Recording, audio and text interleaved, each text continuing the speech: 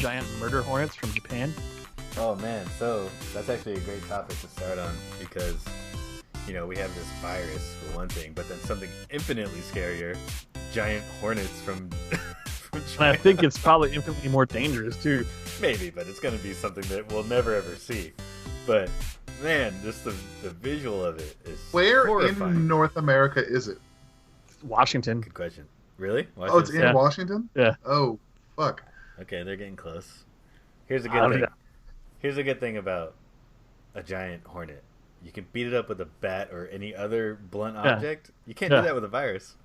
Nope. So that's good. All right. Well, you could beat up a person with the virus and be like, hey, you stay inside. Yeah, but the blood getting on you, you're going to catch the virus. Here's a question for the next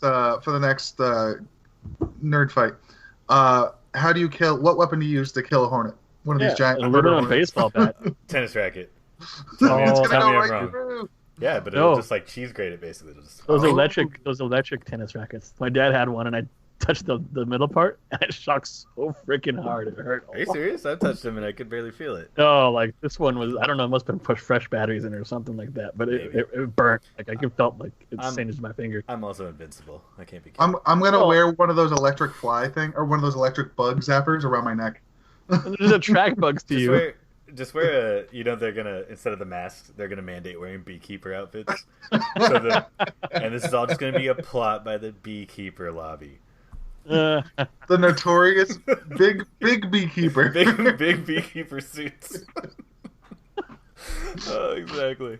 All right, so yeah, let's move on from big beekeeper suits and get into big media. Today we're going to be dissecting an article from the BBC. You didn't call it that. Yeah, so welcome to another episode of the NRDWave podcast. Short story, more like. Yeah, exactly. It's all fiction.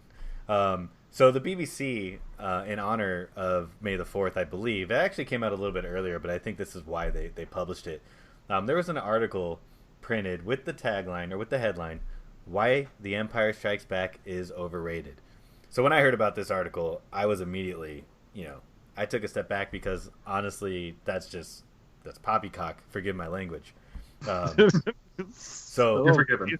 We're going to take a little bit of a journey. We're going to read this article, dissect it, what it means, what the guy's trying to say, and why we think it's utter garbage.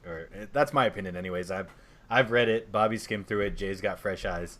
So let's see what we think. You guys want to dive in? Oh, first of all, introduce yourselves. Jay and Bobby, say hi. Hi. Jay and Bobby say hi. And I'm Kevin, as usual. Okay, so this article, again, called Why the Empire Strikes Back is Overrated, written by Nicholas Barber. So let's get started. Starts off with this a little bit of a background. It's 40 years after this month, The Empire Strikes Back was released, and for most of the time, the second film in the Star Wars series has been enshrined as the best, the darkest, the most complex, and the most mature. Directed by Irvin Kershner, it's the Star Wars episode with the highest score from critics on Rotten Tomatoes at 94%, and from viewers on IMDb, 8.7, and the one that is said to elevate the saga as a whole. Quote, "It is because of the emotion-stirred Empire," unquote, wrote Roger Ebert in the Chicago Sun-Times when the film was re-released in 1997, quote, "that the entire series takes a mythic quality that resonates back to the first and ahead to the third. This is the heart," unquote. So everything there. He's just giving some historical background. Obviously, I agree with that 100%. Roger Ebert is 100% right. And that's probably why Roger Ebert is one of the biggest names in movie critic history. And this dude, Nicholas Barber, I've never heard of this guy in my life. So Not until last week, or earlier this week, no. And I kind of wish I hadn't. Yeah, I don't want to say that this guy's a bad writer at all, but, I disagree with this premise as a whole. The writing seems okay. It's more the topic and his ideas that I have a problem with. That's true. And in the future, when we get on to, our Last Jedi review, I think that sort of holds over to that too, where it's, the writing is generally good, but it's just not something that I agree with. And a lot of people have that same opinion. Well, I don't know. So far, it sounds pretty good to me. All right. Yeah. So Jay's a skeptic in our hatred. We gotta sway We're only Jay. one paragraph in, this might not take much. Yeah. All right, next paragraph. "I wish I could agree," he's commenting on, the Roger Ebert quote. This might come across as a contrarian hot take, but it seems obvious to me that the best film in the Star Wars series is, in fact, Star Wars. Then he goes on, what's more, it seems obvious that The Empire Strikes Back is the source of all the franchise's problems. Whatever issues we geeks grumble about when we're discussing the numerous prequels and sequels, they can all be traced back to 1980. I have two thoughts here. Sorry to cut you off, but the first thought, there's a little section that you didn't read, and he says, I know we're supposed to call it A New Hope these days, but it was called Star Wars when it came out in 1977, so that's good enough for me. Only people who are complete douchebags really have a problem with that. If you can't call it A New Hope, like, if you really won't call it that, that's a you problem. Like, you know, they changed the name of Edge of Tomorrow to Live, Die, Repeat. Sure, that's not as cool, but it's not like I'm gonna like have a problem with either. But was that either official? name. I don't know. Was that actually official, or was that just a tagline? Yeah. Well, I The think Live, Die, they Repeat thing? Yeah, they changed it to that for the re-release. yeah. But let's not get in the weeds there. Bobby, I disagree a little bit just because, you know, you can call it whatever you want, in my opinion. And the reason I skipped it is because it's largely irrelevant from my point of view, just because it's like, oh, I'm just going to, you know, get in this weird detail to make myself sound like I'm more of a Star Wars fan than I should be. That's always like absolutely. the token Star Wars fan, like, oh, you mean Star Wars, not A New Hope? It's like, oh, God, No, it's shut like, up. remember in Deadpool, I can't remember the girl that Ryan Reynolds' character loved. She's like, Star Wars, not A New Hope. It's like, nobody talks like that in real life. Nobody cares. It's like this, unless you're snooty. Right, it's this weird like gatekeeper type thing where it's like, oh, if you don't know that it was originally just Star Wars, then you're not a real fan. Where in my opinion, if you were to say Star Wars, that's the whole encompassing genre or the whole franchise as a whole. You have to differentiate. Exactly. Yeah. Exactly. And let's see, one other thing. It's like I just don't like the last sentence. Whatever issues that we geeks grumble about when we're discussing this about like the prequels and the sequels, they can all be traced back to Empire Strikes Back. I just think that's so stupid. This movie was so good that we compare everything after and before it to it, and that's a bad thing because that movie was that good. Like that doesn't make any sense. Even that argument for me right now, I mean, that's my first disagreement, is the prequels. I had no problem with the canon or whatever they do in the prequel. Nothing got retconned. You know, it fit for me. I mean, as far as the execution of the prequels, that's a whole other thing, but the story was amazing. Yeah. I've always maintained the opinion that if you were to read the plot of the Star Wars prequels to somebody, they would think it was awesome. But when you see it on screen, it's like, you know, it's a misstep. The execution was very poor. It's for sure. But yeah, I do disagree that all the problems, you know, the franchise's problems trace back here for multiple reasons, and we'll get to some specifics that he gets into. So yeah, let's continue. Next paragraph. I should add, before too many people attempt a Darth Vader style force choke through the internet, that I wouldn't be saying this if I wasn't in awe of what George Lucas accomplished as a writer, director, and producer of the original Star Wars. That swashbuckling adventure, those iconic characters, that lived-in world with its with its wealth of history, mythology, politics, and technology. I'm not completely happy with Alec Guinness's toupee, but otherwise, Lucas's masterpiece gets more astonishing with every rewatch. So, this paragraph seems a little bit hypocritical to me because it seems like he's complimenting the whole series as, you know, in general, but also dissing this particular movie. So, and I'm not saying that they have to be mutually exclusive, but it just seems like it's almost like, oh, before you rip my head off, it's great, but now I'm going to talk shit about it. Like, that's what's coming. He's trying to lessen the blow. Exactly. And I think the whole Alex Guinness's toupee is just done for comedy, so no real, you know, no real issue with that so far. What do you think about that so far, Jay? I don't know. Maybe I'm kind of wondering if he's just talking about his only movie he likes, just Star Wars or A New Hope, and maybe he's commenting back to that and saying, you know, George Lucas did an amazing job there, you know, but, and then there's the but. Yeah, true. So he is sort of saying that, you know, he's giving George Lucas credit, which is really needed nowadays. I think that we've seen what happens when he's not involved. Again, keep an eye out for our reviews of the sequel trilogy. All right, let's continue. Then came The Empire Strikes Back, a gloomier film, admittedly, but also a slower, stodgier, more contrived, convoluted, and repetitive one. Again, I'm not being perverse here. In 1980, several critics were underwhelmed, including Vincent Canby of the New York Times, who stated that the sequel wasn't, quote, as fresh and funny and surprising and witty, unquote, as Star Wars. It was, he believed, quote, a big, expensive, time-consuming, essentially mechanical operation, unquote. This is where this article just goes straight to the basement. Goes off the rails. Yeah, it's straight garbage. First of all, saying that it's slower and stodgier, more contrived, convoluted, and repetitive. When you got to back that shit up with some sort of statement, some sort of evidence that it's repetitive. How is it repetitive? How is it convoluted? It's a pretty straightforward story. How is it contrived? But then also you forgets to mention that you have to take the original trilogy as a whole. You can't really compare Empire if you haven't seen Jedi, if you haven't seen the rest of the movies. You can compare it with New Hope, which obviously is a fresh movie, and it was something no one had ever seen before. And then maybe you're like hoping for more of something never seen before in Empire, but what Empire does is it turns the story on its head, right? And and it ups the factors, it ups the game, right? Mm-hmm. Yeah. So exactly, it takes what A New Hope did, and it takes a left turn. It does a more character centric movie. It's not a happy ending. It's not a happy movie like A New Hope was. A New Hope was filled with, hope, like the title mm-hmm. suggests. That was the whole point of it. Luke Skywalker is a new hope. He's supposed to be the savior of the universe over this, dreadful totalitarian government, essentially. And Empire Strikes Back basically takes that idea and puts Luke at a disadvantage. It puts the heroes at a disadvantage. So I don't know how he can even say it's contrived. What did this story draw from in order for contrived to be an adjective that could be applied to it? What movie does this rip off? One scene I'm thinking, like, as far as contrived, maybe he's talking about the scene where Luke is being trained and he goes into the cave and fight Vader.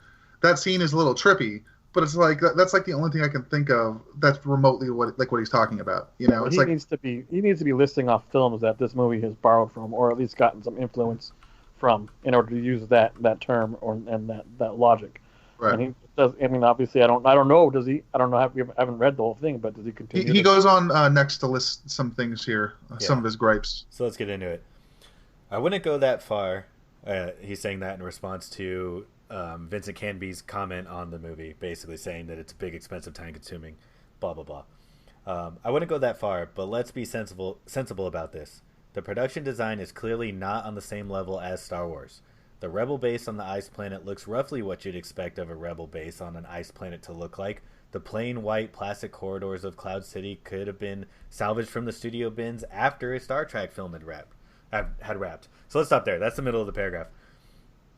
What the fuck is he talking about? As I was reading this, the part about the Rebel base looking like you'd expect a Rebel base to look, yes, exactly. They did exactly what they were trying to do, and you have a problem with that? Where's the complaint here? I'm really unsure of what that's supposed to mean. Yeah. And the borrowing stuff from other movies, he has to go back and put that in New Hope too, because literally almost every prop they use in Star Wars is recycled from another movie.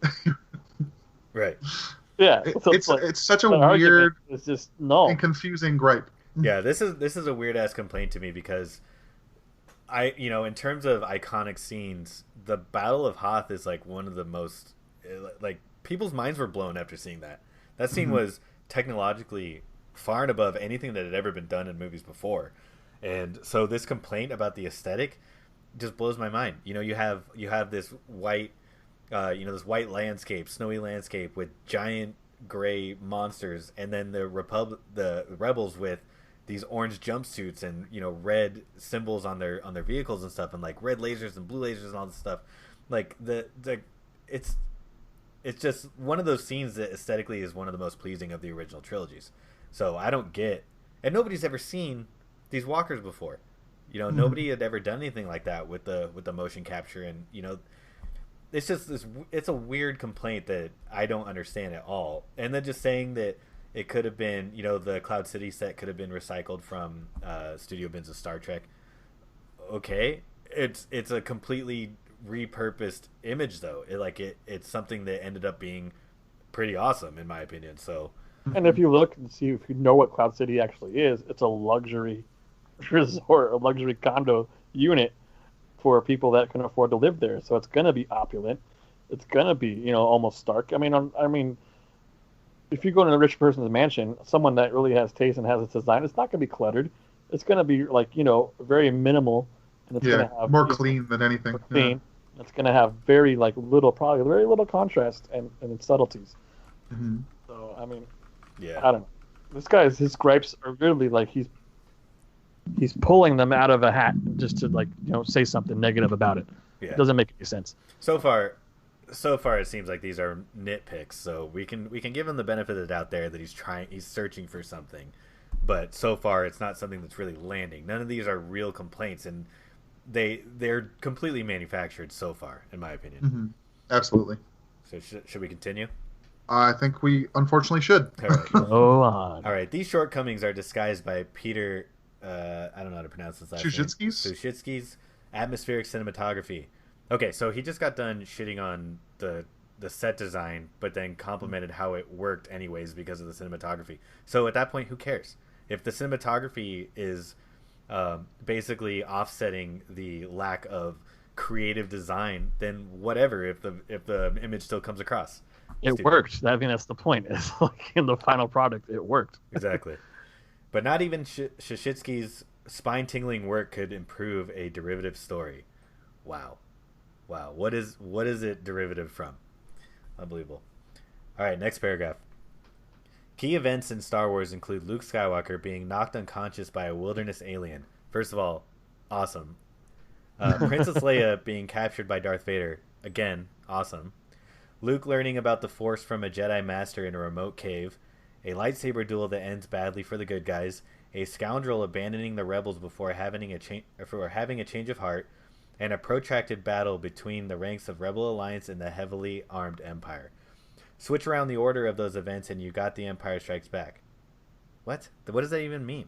He's trying to say that this movie is just A New Hope out of order. He's saying very loosely, like the loosest of ways. He's technically right, but it's like it's just they changed everything that he mentioned. It doesn't matter that the Jawas attacked Luke in the first movie and then the monster attacked him in the second movie. Like they're different events. Like they didn't play out the same way. And to equate Han Solo leaving because he's a scoundrel, I mean, the reasoning behind him leaving was he had to pay off a debt to Jabba the Hutt, or which gets paid off. Trouble. That gets paid off big time. I know, and so it's like there's part of the storyline. Well, not only that, just go back to what Bobby said. The difference between the Jawa scene and the Wampa scene, the Wampa being the wilderness alien in Empire Strikes Back, he's not rescued by a mentor. He saves himself, so that shows a character growth. And it's growth. The whole point of putting a character in a similar situation that he's already been in and showing a different outcome based on what they've learned is totally effective storytelling, and it doesn't make sense to complain about it. What the scoundrel thing though, basically he's not abandoning the rebels at that point. They're already leaving this base because they're being overrun, and so all he's saying, he's like, I'm gonna make another stop on the way to wherever you guys are going. I'll see you later. Essentially. And then if I don't do this, I'm dead. Yeah, right. And like you guys said, big payoff. And then the thing about Princess Leia being captured by Darth Vader, that wasn't remotely the same. Like, they were betrayed. Leia and Han and Chewie and all them, they were betrayed by a friend. It's just like it was just Darth Vader almost had very little to nothing to do with Leia being captured. I mean, obviously he's the force behind it, but he did nothing personally himself to have that done. It's just a bunch of weird, like I said, weird gripes that don't really make sense. Yeah. That's true. I would argue that, anybody who's seen Jessica Jones season 1, have you guys seen that? Mm-hmm. Yeah. So you know how they capture Purple Man like 5 times in that season? Yeah. That's repetitive. Yeah. All right, so he goes on, and the screenwriters Lawrence Kasdan and Lee Brackett did a clever job of revising and reshuffling our favorite scenes that hardly compares to Lucas's achievement of dreaming up those scenes in the first place. Just more bantha fodder right there. He goes on, but here's where things get tricky. My grievance with The Empire Strikes Back isn't that it sticks to the winning formula established by Star Wars. That's what most sequels do, after all. My grievance is that it also betrays Star Wars, trashing so much of the good work that has been done 3 years earlier. My un-Jedi-like anger bubbles up even before the first scene. At the beginning of the opening crawl of introductory text, to be precise, quote, "It is a dark time for the rebellion," unquote, says the prose preamble. Quote, Although the Death Star has been destroyed, Imperial troops have driven the rebel forces from their hidden base and pursued them across the galaxy. Unquote. So he goes on to dissect this a little bit more, but one thing I want to say before we continue is this saying. So when I was pitching this idea to you guys to watch or to read this on this episode, what does it say? My grievance is that it also betrays Star Wars, trashing so much good work that was done 3 years earlier. So this is the point where I was like, is he trying to troll The Last Jedi haters? Because basically that's one of the biggest complaints of The Last Jedi is that The Force Awakens sets up all this stuff and then The Last Jedi ignores it. So that's what he's claiming here, which this doesn't make any sense whatsoever. When you get to the plot of what happens in The Empire Strikes Back, there's nothing that is completely ignored or, for lack of a better word, shit on from A New Hope in this movie, and he tries to support this and fails, in my opinion. Well, I think he's trying to go like, well, they took out the Death Star, and that should be a major victory. But obviously, they weren't having a good run before they took out the Death Star. I mean, the Death Star was obviously a major victory, but it was still difficult to deal with the Empire. Mm-hmm. I mean, the rest of their forces are still there. It's not like all their forces were on the Death Star. Yeah, so, that makes no sense. So let's expand on that a little bit because that basically works off of his point. So he says, hang on a minute, quote, although the Death Star has been destroyed, although the sole aim of the heroes and the heroines in Star Wars was to destroy the Death Star, a humongous planet pulverizing spaceship of crucial strategic importance to the Empire. One of their big cheeses announced that, quote, fear of this battle station, unquote, would keep every dissenter in line. Another hailed it as, quote, the ultimate power in the universe, unquote. But now the rebels' demolishing of the ultimate power in the universe is waved aside with an although. That, frankly, is not on. And it's just the first of many instances of The Empire Strikes Back, or when The Empire Strikes Back asks us to pretend that Star Wars didn't happen. So the thing for me here is just the Death Star was never the thing that was going to be the big power in the universe. The whole thing is about the Force and Jedi and Sith. That's the whole point of the underlying this saga. Thing. Right. Yeah. And we see as the story continues down the road into the sequel trilogy that the ultimate power is not a physical battle station. It is, the Emperor. It's the Sith power in the Force, and that's the biggest threat. So not only that, one of my favorite scenes in Batman vs Superman, for example, one of the only scenes that actually works is when the Batmobile is just destroying everything. It's wrecking house. It's killing everybody. It's indestructible. Superman shows up. The Batmobile hits it and bounces off and gets destroyed. The whole point of having The Empire Strikes Back as a title or a tagline to this movie is the fact that the Death Star being an ultimate power, that's all fine and dandy, but despite not having that, the Empire's hold on the universe is still so powerful that it's able to strike back. That's the whole point. That's the whole point. Do you think that they got to power with the Death Star? No, they clearly got to power before they made the Death Star. Right. Death Star was their end all, which they counted on or relied on a little too much, but they still had the power to do whatever they needed to do. Right. Yeah, and the fact that the Death Star was even destroyed in the first place is what spurred on this counteroffensive at the Hoth base. So it's like it's all linked. Things throughout history and real life. One little event can spur on something that happens completely different. Like how did World War II Pearl start? Harbor. Yeah, look at Pearl Harbor. Or Archduke Ferdinand in World War I. It's like there's something that can be a major event that may not connect and spur on something way bigger. It's just dominoes. Exactly. So yeah, he's completely wrong about that. But he goes on. Remember that scene in Star Wars when an Imperial Admiral mocked Darth Vader for his, quote, sad devotion to an ancient Jedi religion, unquote? Forget it, because in The Empire Strikes Back, we're told that the Emperor himself is devoted to the same religion. Okay. So this guy starts out this whole article saying that, his little humble brag, knowing that A New Hope is actually Star Wars. So he's trying to say, I'm a real fan, but doesn't know that nobody knows that the Emperor is a Sith. That's not something that he ran on. He kept all that shit secret. That was the whole point of it. That's how he gained power. Of course, all that stuff is in hindsight, but it doesn't translate in this because of all the knowledge that we know now, knowing that the Emperor kept that a secret. That wasn't how he got people in line. It was his cunning, right? So that's just a stupid thing. And what about Obi-Wan Kenobi? Remember how he started training Luke to be a Jedi Knight partly because of his previous pupil, Darth Vader, turned to the dark side of the Force? Narrative logic demands that a ghostly Obi-Wan should keep on training Luke in The Empire Strikes Back, and sends his new apprentice into combat against his old one. Forget it. That poor chap is cold-shouldered so that Yoda can train Luke instead. Why would it have to be like that? Yeah. Why would it ghost train? Well, not only that, like, he's assuming a story is going to go, and this is more evidence that I think he's trolling The Last Jedi fans, because he's saying that he's assuming where a story beat should go, and the fact that it didn't turn out that way is why he's bitching about it, which is what a lot of Last Jedi fans stated. So this is more, evidence to me that he's just trying to rile people up, but I can't be sure. Another thing is Vader and Obi-Wan are opposite sides of the same coin. They had a similar,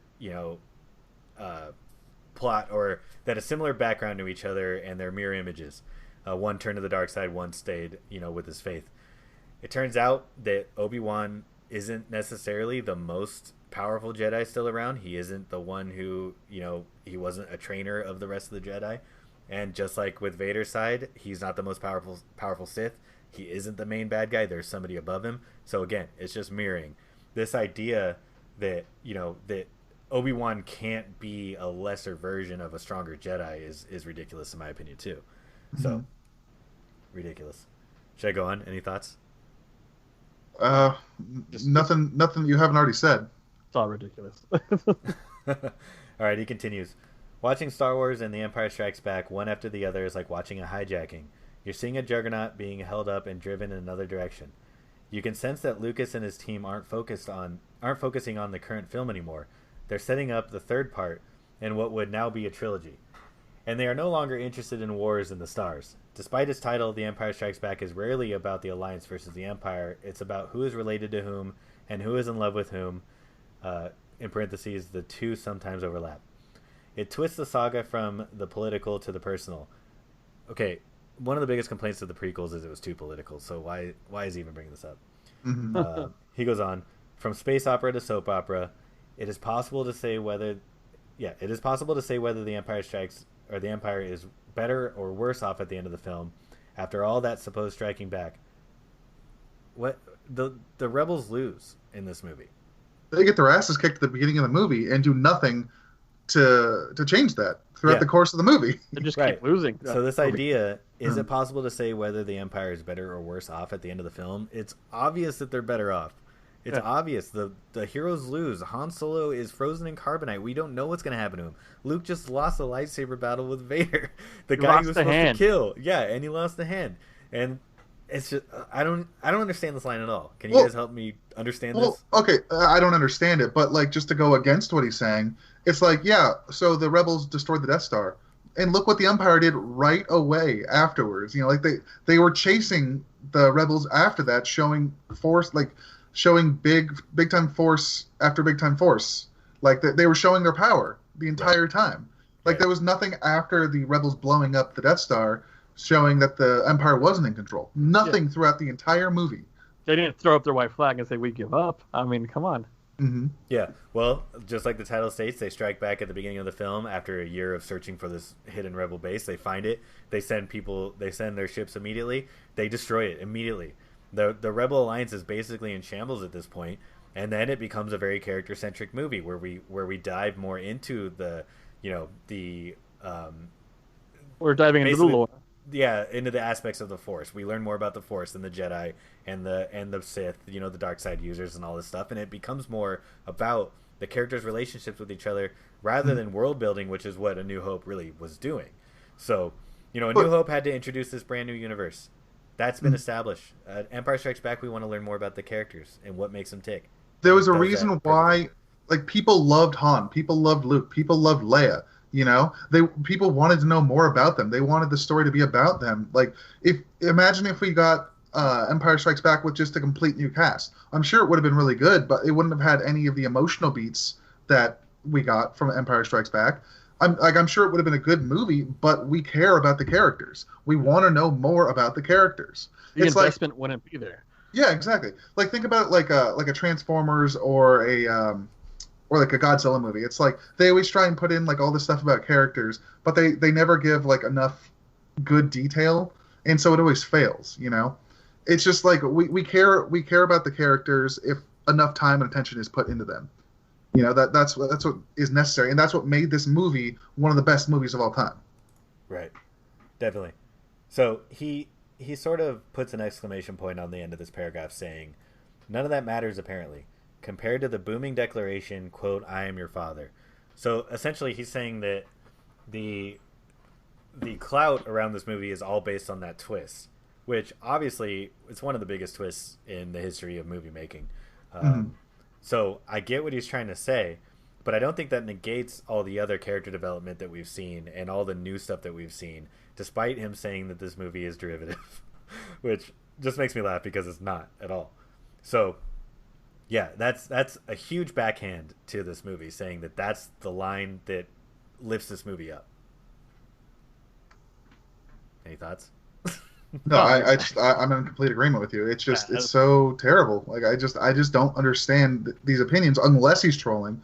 But I don't know why BBC would let somebody troll like this. Plus, there's a little bit more I have on that topic once we're done. But Okay, so I'll continue. If The Empire Strikes Back had been a one-off, I could have forgiven it by now. How could it be a one-off if it's a yeah. sequel? That makes no sense. God damn it. They're gonna end on a cliffhanger and then never continue on with Yeah. another movie. Just be like, oh, sorry guys, it's over. First, they're going to start a movie if it's a one-off that if the New Hope wouldn't have been there, so you'd have no reference to what's going on. Yeah, There's no world building like you said, and then they're going to cliffhanger and then not have anything happen after that. well, to go back to one of the previous lines he said they're setting up a third part in what would now be a trilogy. I would argue, well, there's rumors about whether the fact that this story was written as a trilogy and it was just too long, so written as one movie, so they broke it up into three movies. Who knows if that's really true? But they almost made it into four. The rumors have been going on in the last few years that it was almost four movies. yeah, so if that's true, then this is obviously negated. But despite that, you have a character in Luke Skywalker who's introduced as having magical powers from a mentor who has magical powers, and then destroys an impossible to destroy space station, and they're just done with that story. We don't learn anything else about his magical powers. Like, I don't think that them introducing a story of the New Hope and not expecting it to go anywhere else is just asinine. I think it's short-sighted. They were obviously setting up story beats that they wanted to continue on. So Yeah. that was just going back to that line. Well, And it's interesting that you talk about that because like Star Wars is based off like the serials that George Lucas had as a kid, and like I feel like that is maybe the type of thing where like the hero goes out on top, and then maybe you don't get more about that going forward. Like that's why like movies are better now because they will go into like another movie and like multiple movies in a franchise, so you get to learn about all the Intricacies. intricacies. Thank you. Well, That came from the first movie with all the stuff that they talked about. yeah, to expand on that whole serial idea, nobody saw a serial and it was a one-parter. Like, it was always Yeah. the same Yeah. character in a different adventure every time. So the fact that George Lucas used serials as a heavy influence suggests that he had plans to continue on with these characters more, because the Also- heroes don't go on one adventure and that's it. That's just not how those worked, and that's why Indiana Jones followed that same thing, that same sort of structure. Yeah, and if that wasn't intention, why would he start off in episode 4? This would be episode 5, and Well, so at the on. time, it wasn't episode 4. At the time, it was just Star Wars. Yeah, I'm sure, as the but gatekeeper told us. that's the gate. I'm the keymaster. Are you the gatekeeper? But that's saying that George Lucas didn't have anything of any of this written down, any of his lore, or ideas in his head about what happened before and what happens after. Right. Yeah, Yeah. and so he's thinking he's deciding for George Lucas that this was the first and only, exact beginning of Star Wars. Right. Well, we can't really speculate on what was in George Lucas's head at the time when he made the first one either. But I think that the evidence is there that it's more likely that he was wanting to continue with these characters. Yeah. It wasn't just the success of the movies; it was a plan that he had. So, so he goes on to say, but what about all the many films that have been used or that have used it as a model? All the films that have tarnished Star Wars by contradicting its mythos and obsessing over its family trees. All the tiresome dramatic revelations which have tried and failed to be as mind-blowing as the one about Luke's lineage. I was annoyed when Qui-Gon Jinn was shoehorned into Obi-Wan's past in the Phantom Menace. Annoyed when Rey became Palpatine's granddaughter. I actually am too. In The Rise of Skywalker. Annoyed when the emergence of the all-conquering First Order in The Force Awakens reduced everything done by Luke, Leia, and Han Solo to a footnote. But I accept that the writers and the directors of those films were only following the Empire Strikes Back bad example. So I don't understand the Qui-Gon Jinn part. You got shoehorned into Obi-Wan's past? Yeah, why? Because Obi-Wan never mentioned him in the original? Who cares? Obi-Wan in those movies was like 60 years old. And we know barely anything about his backstory besides the fact that he trained Anakin and that he fought in the Clone Wars. Can you believe that they shoehorned in all those Jedis? Like all that Jedi Council without him ever talking about them? That's some bullshit right there. All that did was basically expand on the structure of the Jedi Order. So how is that a bad thing? Basically, there's a master and a Padawan.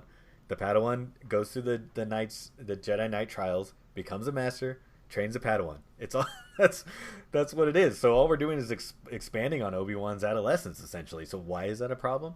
You know what I hated in Back to the Future? When they went back to that school dance, and there were all those people that went to that school that George and Lorraine never talked about. You know, all those people there, and we never heard about them. Yeah, sounds like some kind of conspiracy. Friends? Yeah, like was Qui-Gon just like an acquaintance to Obi-Wan? He never mentioned him. He'd only been dead for 40 years. My biggest issue with that he just read is like obviously George Lucas is basing a lot of this on actual history. You know, when he talks about the First Order coming into power. Well, I mean, if you look back at World War One, as the Germans are in power, and then World War II happens, the Third Reich. It's kind of like it's an offshoot. It's offshooting of actual history. Right. So I mean, yeah, you're gonna complain about actual history. They're probably the greatest story ever told. To expand on that too, before The Force Awakens came out, one of the things that I had talked to Bobby, because obviously we've been talking about Star Wars for forever, way too long. One of the things that I was hoping to see was a fractured empire, basically the remnants of an empire trying to come back again, and the First Order was basically one of those offshoots. Just like when the Roman Empire fell, the individual generals in charge of their specific areas all tried to start their own empire. They all tried to seize control. So I was hoping to see that kind of thing. So again, a historical parallel to the narrative that's being told in these stories. So the fact that Luke, Leia, Han, their win in Return of the Jedi was negated by The Force Awakens with the rise of a new power, I don't think that undoes what they do just by that particular fact. I think as the narrative continues through the sequel trilogy, that is what ends up happening, especially for Luke's legacy. But just the fact that a new superpower tried to take over and, undermine the Resistance or the Republic isn't a problem at all. So I don't know. I just don't get what this guy's problem is with that. And him saying that these, he says, but I accept that the writers and directors of those films were only following The Empire Strikes Back's bad example. This is a movie that is trying to be, that's been, people have been trying to replicate it or, basically recreate the tone of this movie since it came out. So how can you say that a bad movie with an epic ending and a dour ending at that, trying to be replicated is a bad thing? Why would they do it if it was a bad thing? It's ridiculous. So he goes on. Basically, this last paragraph will wrap up the article. He says, "It's not just Star Wars films that have made the exasperating mistake of prioritizing franchise building over simply making a good film either. I would argue that this movie does not try to franchise build it. It's a character-centric movie. It's not world building. They're not trying to basically say, hey, keep an eye out for the next movie, despite its ending being a cliffhanger. This movie is very much, we're going to delve deep into these characters because we want to know more about the characters.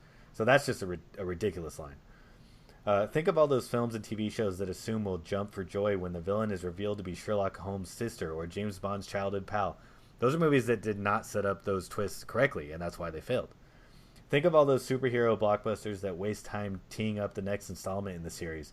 I'm sorry, but The Empire Strikes Back has to take the blame for all of them. Search your feelings, you know it to be true. No, I don't, because I'm connected with the Force way more than you are. Mr. Nicholas Barber. Get out of my face. But That's like blaming someone who did something great and people trying to imitate it and failing. I mean, it's like if that person didn't do that great thing, I mean, we wouldn't have. I don't know. It's just a lot of his arguments are just like grabbing out of air. He's grasping at straws, and it's really annoying. Well, just because somebody else tried to be derivative of a story doesn't mean the original story is bad. It just makes no sense. It makes sense. It's like if you do try and imitate something like one of the best twists of all time, you're most likely not going to live up to it.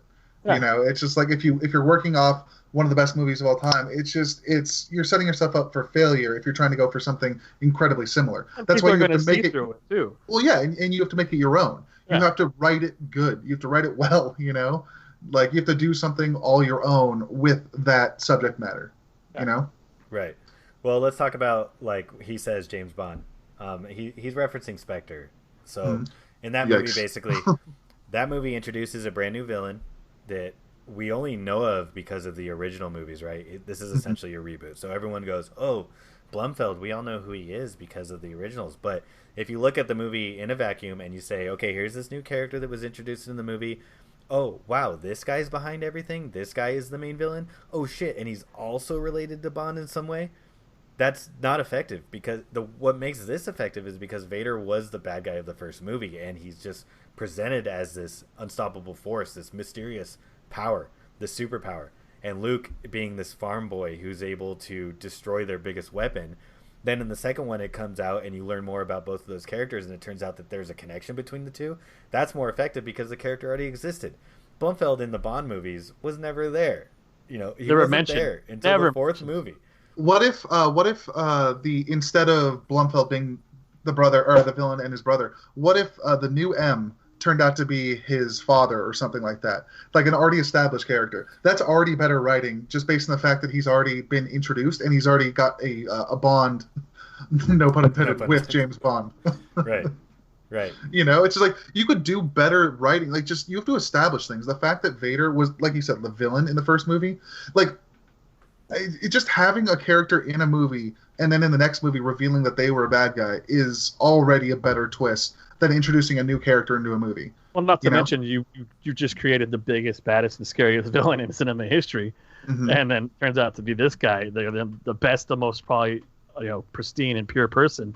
They're like, it's his father.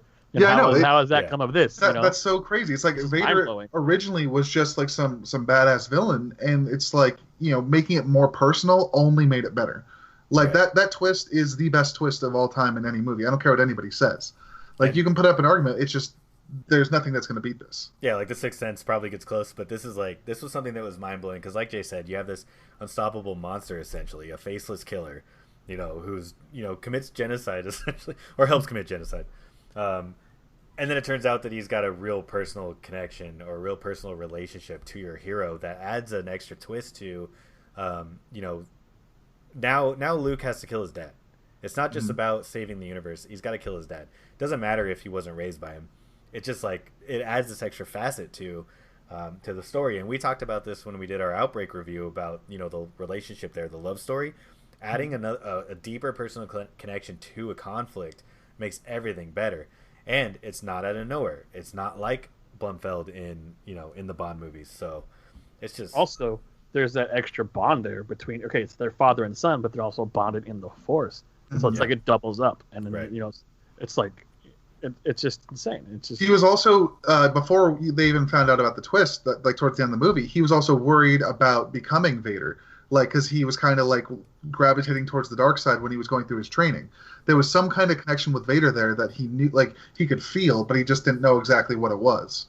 And obviously, like you said, there's multiple connections. Not only that, when we learn more as the story progresses, and we learn more in the prequel trilogy and the Clone Wars series, the fact that Anakin had a pull to the dark side the whole time, so obviously his lineage might have the same predilection, and so Vader or Luke seeing himself in Vader's mask is a manifestation of that feeling of basically the draw to the dark side, and that was the whole point. So it's just ridiculous. And then as we learn more in the future too about these characters, this pivotal moment sets up all the stories we learn about Vader in the future, about his struggle with the dark side and his eventual redemption, is the fact that he does have a connection to the light side, and him being Luke's father is what brings them back to the light side. So it's very important. So him saying none of that matters apparently compared to the booming declaration of I am your father, that's one of the most pivotal and built upon moments of the whole series for the next 40 years. So it's just like, it's not a one-hit wonder. And that's I know that's what he's trying to say, but there was so much work put into it, like you're saying. It's insane. Right. And how are you going to get mad at the freaking Beatles? Right? The Beatles were an innovative band that people tried to replicate or build off of. And so he's bitching about all these movies that tried to recreate the same feeling, and they failed. It's like, yeah, because they set up a groundwork for something that was so impactful culturally and, filmatically. It's just like that's how any art works, honestly. Yeah, exactly. That's how every kind of different form of art works. Right. And it's just, someone's copying someone or, emulating what someone else did, and they make it their own. And then from there on, it grows out and branches into other things. So that's how music works. That's how painting works. Why bitch about the failures? Why not talk about the people who were able to do it effectively, like, another Disney property in the MCU being, you could argue that Winter Soldier is the empire of that universe, or you could argue Civil War. They both do it effectively where the heroes essentially lose, and it works because it subverts expectations in an effective way, which, we'll get to The Last Jedi where it doesn't do that very well. Well, how many times by 1980 have we seen the heroes lose the way that they lost in that movie? And then the movie end. There was no real ending for this movie. The movie ends with them just staring out of the spaceship without Han, not knowing where they're going next. But like several things had been set up. We know something's going to happen, but we don't know exactly when or what. But it's like the heroes were like, Luke got a new hand, and like he's just standing there with Leia, and I think Chewie was there, and like the robots and everything. But it's like that was such a downer ending, and that's what makes it so great. And I don't know. Can we name a movie before 1980 that actually really did a lot of that? I don't have a ton of knowledge of that, but there's like nothing that I can think of. If you look at even Westerns, after that, if you look at Westerns, maybe you're the main character you're following. Maybe like Shane or something like that. But he's actually the villain, and you're following inside the story, and then so the good guys win in the end. It's like the good guys were still winning. When was Butch Cassidy and the Sundance Kid? Then again, they were villains too, right? Yeah. Or they were the outlaws. They were criminals. Yeah, they were like the lovable bad guys. They were the Han Solos of their movie. Exactly. Yeah. So the only other thing I could think of is maybe I've never actually seen the Godfather trilogy, but those were out around the same time. So I don't know how the first one ends. Is it on a bad note? But then again, they're the bad guys too. Well, it's bad guys versus bad guys in there. So how do you? Yeah. So no winners essentially. Yeah. But I do know that Star Wars, Jaws was probably the first blockbuster movie that has ever existed. But Star Wars came shortly after with the intention of creating a franchise. So yeah, I think that to build off of what Bobby was saying, the end of the movie, it has so many great notes because the heroes lost, but we get to see the Rebel fleet, and it's pretty substantial. There's a lot of ships, so you're almost like, oh, this is awesome. I want to see what comes next because we lost. So how do we rebound? And so it's so effectively well done. And then not only that, but the questions about what's going to happen to Han. When we saw The Force Awakens, how many theories did we discuss about what was going to happen for the years to come until The Last Jedi came out? Were we like, oh, what's going to happen here? This story beat was introduced. What's going to happen here? Empire Strikes Back was the original one to do that. So it's like, it's amazing. It's amazing to think that, to go against not only popular belief amongst true Star Wars fans, but to be so misinformed. So matter of fact about it. Yeah, and it's such a misstep of an article. I really want to say he's trolling. I really do. Me and too. it's like, honestly, I think someone above him and maybe he didn't really want to write it, so he's pulling these things out of a hat. Well, Bobby's got a theory about that. Here's where I think you're wrong in that, Jay, because it had an article, like a link to an article. It's called let's see, why Star Wars should have stopped at just one film. This was written in May of 2017, so this is even 6 months before The Last Jedi was released. And I haven't read the whole article yet, but like just by the name of it, obviously they think it should have just been Star Wars, A New Hope, and that's it. So it's like, I don't see any way. Like, this guy has had this grudge for at least a few years, if not longer than that. I mean, he's a Trekkie. That's obviously. Yeah, he's like, oh, the sets are repurposed Star Trek sets. Yeah. It's like, oh, shut he's up. He's no Picard. You know what's weird to me about these articles on the BBC's website? Two things pop out to me. One, there's no comment section, so nobody can tell you how you feel about it. The hallmark of a terrible YouTube video is when you turn off the comments on it, so you can't see the backlash to your terrible video. Yeah, it's censorship. You're controlling. To be fair, it does say if you would like to comment on the story or anything else you have seen on BBC Culture, head over to our Facebook page. So they probably have some sort of community for commenting, but you got to jump through hoops to get there, I guess. Another thing, it's funny you say that. I went to go see some more articles written by Nicholas Barber.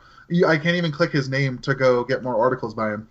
I think that's a little weird. I mean, it's not a huge problem. It's just like, where can I find more of your articles? Like, have you had this agenda for more than just the 2 articles? Apparently, I can't find it without doing some extra searching. Yeah, I mean, chances are he is. Probably didn't get to buy tickets to see the prequels at midnight. He just missed out. They sold out, and he's upset about that. It's funny because I think I was the one who originally found this on Twitter, and I'm just reading through the like somebody posted a picture of the article or of the tweet, and just everybody is unhappy about this. Just it's like nobody's agreeing with him. It's like, that's good. At least that brings me hope. You can't a new hope. Yep. Yeah, but then at the same time, it's Star Wars, Kevin, idiot. Oh, that brings me a Star Wars. But at the same time, he's getting recognition for this, and his name's out there, Yeah, that's what it's designed to do. It's designed for people like me to, shit all over it, which is why I think he's a troll. But there's a lot of this stuff that comes off as sincere. It's just wrong. It's absolutely wrong. I think he truly believes it based on what I'm reading here and based on the other article. Yeah. It's a bad, not everybody's gonna have the same opinion, but I don't know how these people exist. It's like me personally. When we did our Star Wars rankings, I had A New Hope as my number 1 movie, but I had Empire as number 2, and it was it's like right there. It's both of these movies are excellent movies, but the second movie, Empire Strikes Back, certainly isn't worse because I think A New Hope is better. A New Hope just did something that was amazing and no one ever saw before. Yeah, like Kevin said, they're the Beatles. Right. It was the Beatles of this franchise. Yeah. And I guess you could say that Empire Strikes Back for Kevin. I would say like Led Zeppelin. Exactly. Exactly.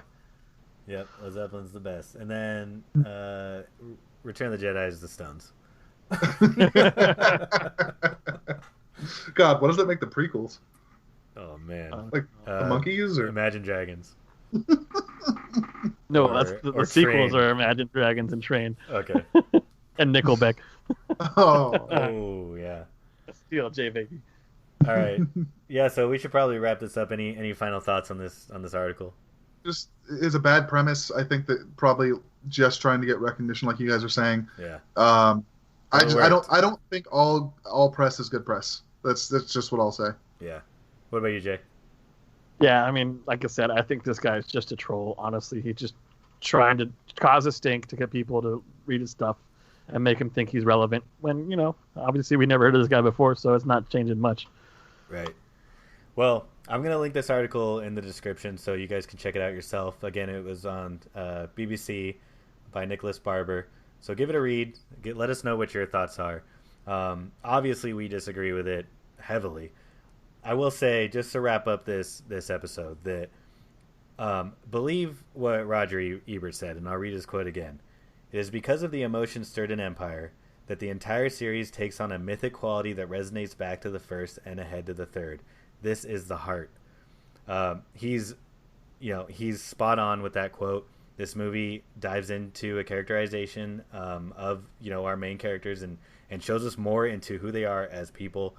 This movie is the heart of the series, and it will always be the best of the series, in my opinion. I don't know about you guys, but watch it based on that quote. If you've never seen it, and I don't know who those people are who haven't seen it, who are these people? Check it out. Follow Roger's words. Yeah, and we'll move on. So keep an eye out for some of our future episodes. We're going to be continuing to review the sequel trilogy. I think next at the time of recording, next is The Last Jedi. So good luck everyone out there who's a fan of that. Yeah, movie. we started off strong with The Force Awakens, so we'll it's going to be a tough ride going forward. Downhill ride.